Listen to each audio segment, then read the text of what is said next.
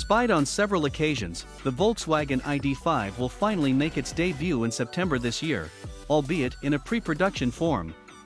The Wolfsburg-based company has just teased the ID.5 GTX concept, and there's a lot to be seen and said. Volkswagen says it will reveal the prototype during the IAA in Munich on September 7 this year, and we will be there to report it. It will become the first coupe SUV model to be based on the MEB platform, and judging by the available videos, we are pretty confident the production version will look 99% like the show car. GTX means the concept will be a performance-oriented model. Volkswagen is now using the GTX index, a successor to the GTI, GTD, and GTE, to represent its new athleticism in the world of electric mobility, or, simply put, its sporty electric models. Visually, the prototype doesn't look that much different from the ID.4 GTX, especially at the front where the fascias are basically identical.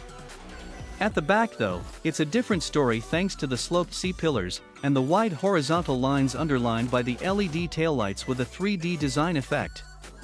The ID.5 GTX concept will be powered by 2 electric motors, one for each axle, and we expect the system's combined output to be around 295 horsepower.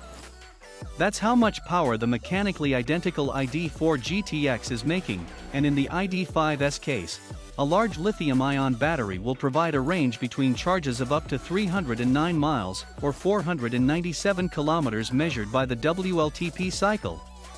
It's worth noting that the newest addition to Volkswagen's ID lineup will have a slightly bigger range per charge compared to the ID.4 GTX.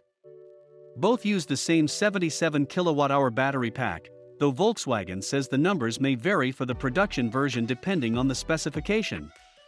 Volkswagen says it will launch the production version of the electric coupe crossover concept at some point next year when it will become the brand's second production GTX model.